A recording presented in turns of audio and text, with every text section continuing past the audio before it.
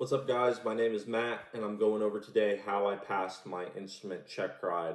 A little bit about my check ride. I was able to get the oral part done last Wednesday.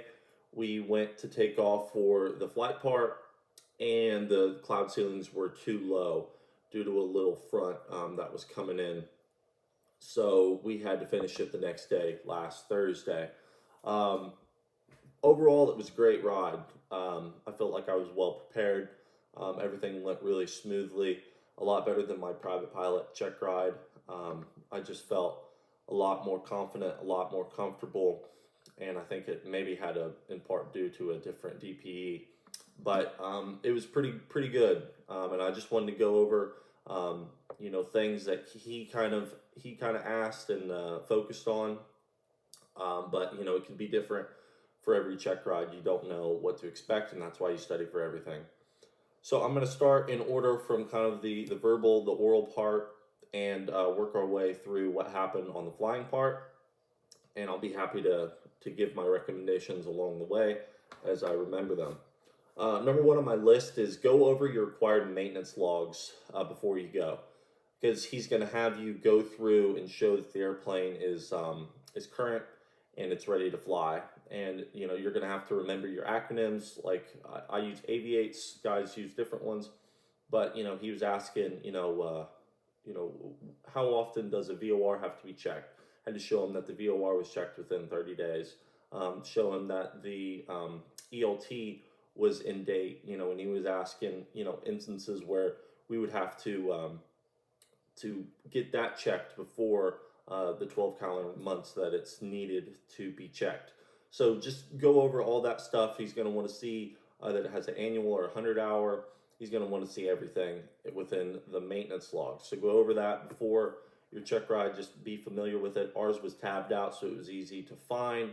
But he did want to see all of that information. Number two, he asked a lot about aircraft systems. So how the pedostatic system works, how the vacuum system works. Luckily, I was well prepared for that. I was ready for all the questions that he had. He didn't go over every single thing. So I think, with the pedostatic system, he asked how vertical speed worked, and I walked him through how the vertical speed indicator worked. He was happy with that answer, and I believe he then asked, if the pedo tube and the drain hole were both clogged, what would happen to the airspeed indicator? It would act as an altimeter. We went through that. He seemed to be happy with it. He asked a little bit about the engine-driven vacuum pumps. So in my aircraft, we have two engine-driven vacuum pumps that will power the attitude indicator and the heading indicator. But the turn coordinator is driven by an electronically driven gyro. So just know that going into it, because he's going to ask that.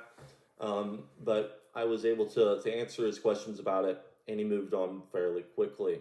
So that's what you like to see. Number three, IFR flight planning weather. This was all kind of tied into one. He asked, information about our flight plan that he had texted over to me. Ours was from KUMP, which is just Indianapolis Metropolitan Airport, up to Marion, Indiana, and then over to like a satellite airport over in Cleveland, Ohio. So our cross country that he had was we'd fly up to UMP, pick up Big Dan, who was like a guy that was like 300 pounds, and then go fly over to Cleveland. And he wanted, all of the, he wanted it planned on ForeFlight, what route we would like to fly, and weight and balance as well. So I did weight and balance for the first leg of it, so UMP to Marion, and then Marion to Cleveland. And I had two weight and balance sheets printed off, and I just had that information written down. I had a guy ask me, would it be okay to do ForeFlight? I don't know that answer, but I think it would be probably smart to hand do it and to have it there, just so it's easier to show, and he shows that you can do it the old-fashioned way. But we did that, did the weight and balance. I was able to show him that we were within the normal category going to Marion, but the Big Dan would put us out of over maximum weight. So I showed him that we could not go fly with Big Dan, or we'd have to dump some fuel out some way or another. So he was okay with that. But IFR flight planning, just be sure that you can talk about it. He's not going to just go over every little thing. Um, and it doesn't have to necessarily be all along Victor Airways. From for mine, there wasn't a clear Victor Airway route that I had um, to go by. So I just kind of went along Victor Airways and then navigated via VORs over to Cleveland to show him, what we would do and just have an approach in mind and everything like that. He was happy with it, and then going along with it, he spent a lot of time on weather and how to get your weather. So I just pulled up on ForeFlight. When you go to file your flight plan, before you do it, there's the briefing, and it has all the stuff pulled from aviationweather.gov. And we just went through one by one each little thing, talked about what we saw. So all the the segments or airments that are out, all the pyreps that are out, the TAFs, the METARs, the everything that you're going to see on there, the icing charts, the surface winds, everything that you're going to see on that. We just went through, and it was pretty easy. We just went through section by section, and I just talked about it a little bit. But he liked to see it, and he was asking me questions about weather along the way. So be prepared for that. And he really liked to talk about icing. So be sure that you know different types of icing, how they can form in your airplane, what happens when you get a tail stall. That was one that I didn't really focus on too much, but I had it asked in a stage check, so I was prepared, and so just be able to talk about that and talk a lot about weather, because that was probably the majority of our verbal section was the IFR flight planning and the weather. That was definitely the longest part of it, and the oral part wasn't very long, so probably 40-45 minutes or so just on that section. IFR load charts for number 4. This is kind of going to, when he was asking me about the IFR flight planning and everything like that, he just went on to the load chart on my ForeFlight and was just asking me questions, what is this, what is this? And, if you know that stuff, it's pretty easy. There's not going to be really any gotchas on there. There was one little thing that was like a top A in the right corner of a VOR box, and I wasn't quite sure what that meant. And he kind of gave me a hint, and he's had me read for the airport what the information was on there, and it had AWOS, so you could receive the AWOS information listening to the VOR. So that was the answer to that. That was one I didn't know, so I kind of learned something there, and I was able to find the information, so that was good.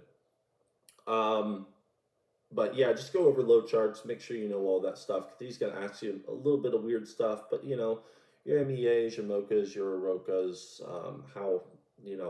how high will that stuff keep you from obstacles, all that stuff, just simple stuff. Brush up on it, because he's going to go over it more than likely. And then just number 5, how WAS, RAIM, DME, and VORs work. So he asked me how, what WAS was, what RAIM is, how DME works in your airplane, and how VORs work.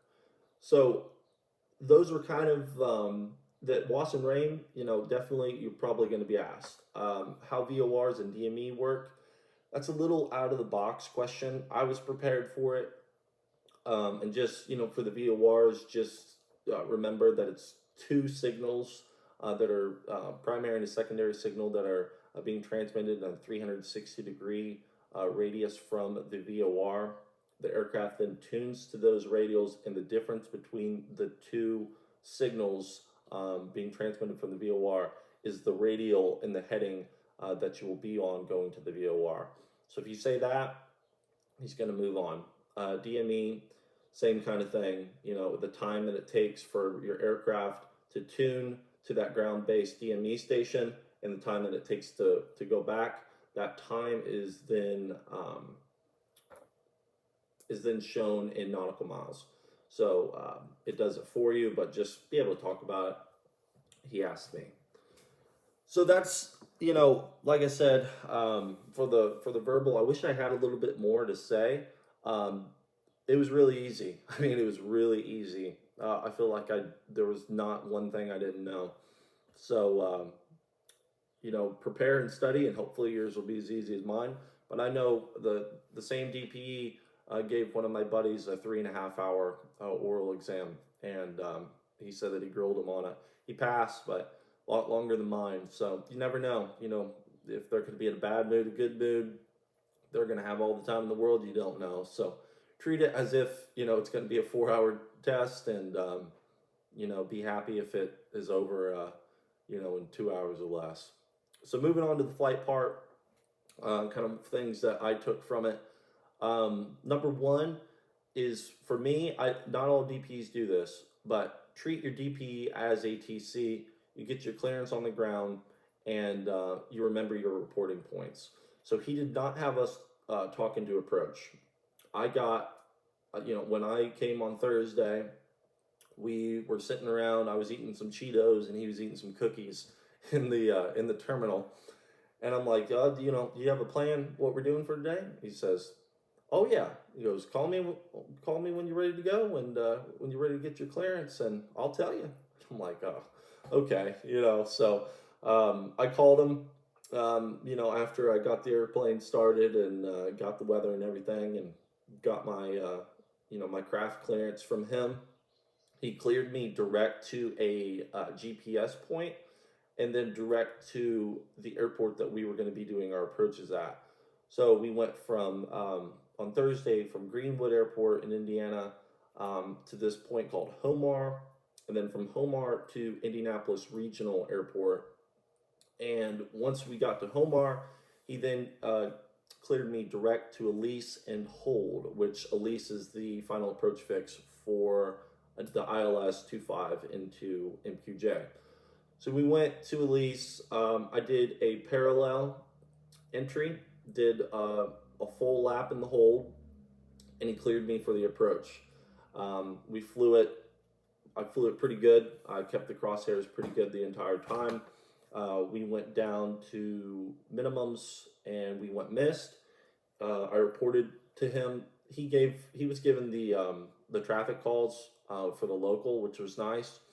But once he was done, once we took off, I gave him, my report that I was going missed.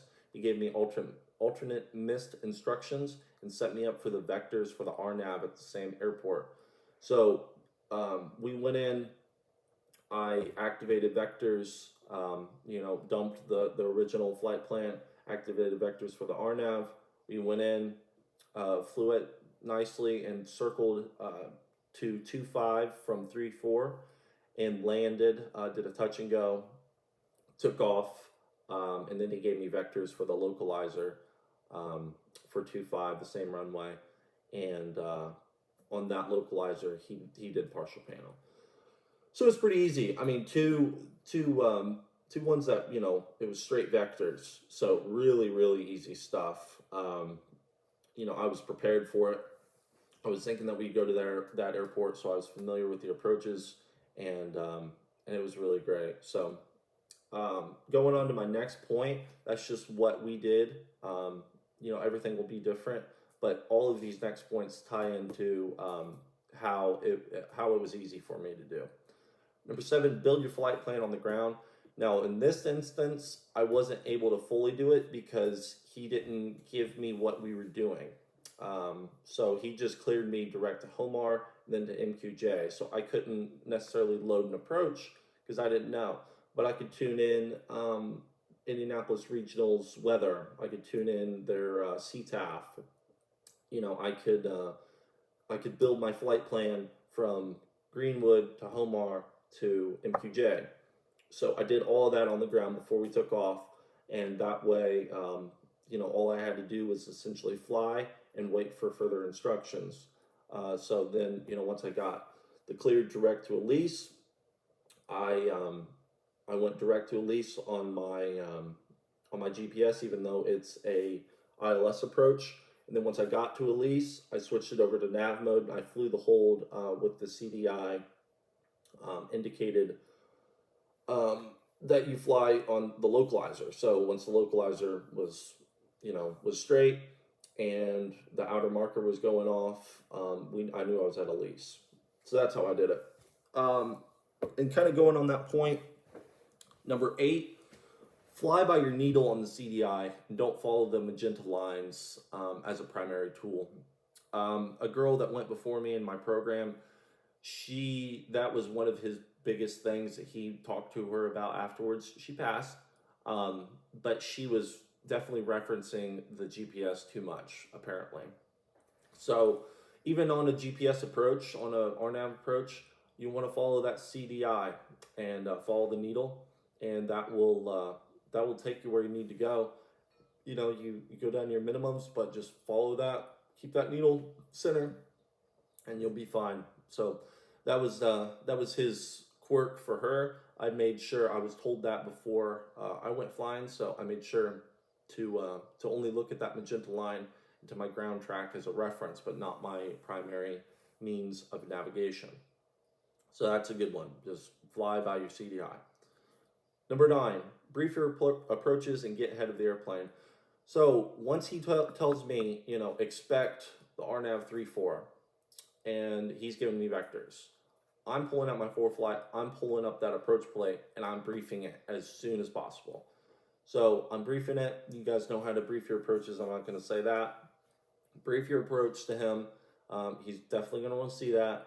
Get your frequencies tuned in if you're going to a different airport or something. Get your final approach course set. If you're on a ILS or a localizer, get your localizer frequency tuned in and be ready for it. But get ahead of the airplane and brief your approaches. So then you're just flying and you're getting ready to get set up for the next approach. So do everything ahead. Think ahead what you're going to do next, because the last thing you want is to be on that final and you don't have your weather, or that's another one, get your weather, or you don't have your approach plate briefed. That's definitely a no-go. So brief them, get ahead. That's a big one. Number 10, activate vectors in your GPS. This was something I came up on my stage check when we were going through. He was giving me vectors from a mist on like an RNAV approach. He was giving me vectors to that same ILS that I did on my Checkride, and he then cleared me direct to Elise, which was the final approach fix. So let's see how I want to say this. I went direct to Elise. No. I'm trying to think. The first approach we did, it was an RNAV, and he was vectoring me, but I loaded vectors and didn't activate them. Sorry, that took me a minute to remember. But so I was going, the magenta line on the GPS was not, all the way out. It was from Elise, the final approach fix on the RNAV. I remember it right now. It was from Elise to the runway was the only thing highlighted, and I was not on that segment of the route yet. So I went direct to Elise instead of activating vectors, which would have put that line all the way through, so then you could just be vectored out and intercept the line, fly inbound. So don't do that. Activate your vectors in your GPS and be prepared that he's going to give you vectors and be able to activate them, so it gives you that line that goes through infinity. So if your final approach fix is here, the runway's here, that line is extending out. So, he's going to put you more than likely somewhere up here. You get center line, you get loaded for the approach. I know I'm missing the right term. But you get centered, and you're ready to fly the approach. So activate vectors in your GPS. That was one that came up for me, and I did it fine on the Checkride. Established, that's the word, established on the approach. My goodness, it's early. Okay, number 11, and my last point, keep calm and fly until you're back at the airport on the ground with your engine off. For us, we did all our 3 approaches at the airport that was not the airport where we took off from. So when we went missed on the last approach, I told him we went missed. He asked what our intentions were. I'd say I'd like to go fly back to HFY. So then he gave me vectors to HFY originally, and then he cleared me direct. We went direct, and then we flew in radar contact until about 3 DME from HFY, and we then canceled IFR, and he just let me fly the visual. And so keep calm, because I had figured that I had passed. There wasn't anything really crazy that I did, but I knew I had to fly until the engines were off. So, cleared me for the visual, landed, I did all my reporting, I did everything good, did the checklist, landed, and, that's when he told me, congrats, let's go do some paperwork. So just keep calm, and it's scary. I mean, even for me, late in the debrief, he said it was a great, clean ride. There were a couple tips that he had for me, but he said it's more like real world stuff, and that I didn't do necessarily anything wrong. It was just stuff that I'll experience when I'm a commercial pilot. So pretty clean ride, but the entire time, he's writing stuff down on his notebook. And when that's happening, you think, oh my gosh, I just screwed something up. And he's, pointing me off for it. But no, it was really good. Just focus on what you're doing. If he's writing stuff down or whatever, don't pay any mind to it. I know how easy it is to see that out of, the peripherals of your eyes, but just focus on your instruments and fly, and you're going to be fine. It was really easy. I was prepared. I thought it was going to be really hard. I mean, it is hard. This stuff is hard. For you guys that are in instrument, you know how hard this stuff is. But if you prepare and you've done things right, it's going to be a walk in the park. I did not believe that. I thought it was going to be just the worst thing I've ever been through. No, I was laughing. I was having a good time on the oral. We were having a good time on the flight part. He was cracking some jokes and keeping it lighthearted. So if you guys could have a DP as cool as mine, you will be good. But mine was great. So that's how I passed my check ride. I gave you what happened during the flight part. I gave you what happened during the verbal part. I gave you some tips along the way that helped me for it to be so easy. And hopefully that you guys have it easy too. And not, keeping in mind that not every check ride is going to be exactly like mine. DPs are different people, and they want to do stuff differently that they want to do. So just keep that in mind. But these are just some things that are going to most likely come up on yours. So just keep them in mind going into your check ride. Breathe, study, prepare right, and if you do all that, it's going to be a walk in the park, man. I was told that before my check ride, and I didn't believe it. And now I'm walking away saying, man, that was a walk in the park. That was a lot of fun. So thank you guys for watching. Hopefully you get something out of this video, and I'll catch you in the next one. I'll be talking a little bit more about my experiences so far, and moving on commercial though this week. So once I finish commercial, I'll have another one for that. Should be in a couple months. Thank you guys for watching, and I'll see you all later.